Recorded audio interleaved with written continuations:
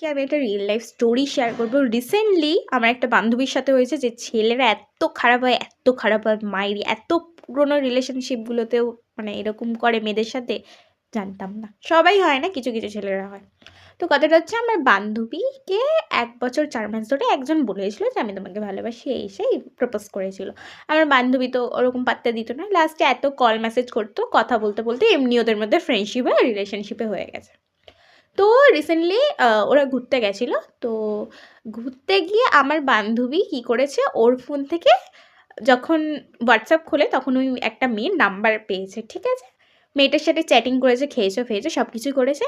তখন ছেলেটা চা আনতে গেছিলো, একটু দূরে ছিল। সেই ফাঁকে আমার বান্ধবী সব মানে নাম্বার-ফাম্বার সব ওর ফোনে নিয়ে নিয়েছে, আর ও জানতেও পারেনি যে এরকম নিয়েছে। তারপরে এসেছে ছেলেটা, এসে জিজ্ঞেস করেছে যে মেয়েটা কে? ঠিক আছে?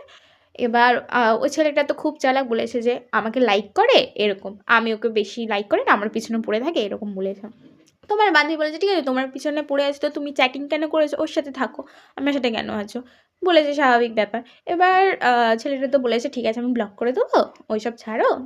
ব্লক করে দেবো, চা খাও এই সেই। আর বান্ধবী কোনো রকম ক্ষমা করবে না।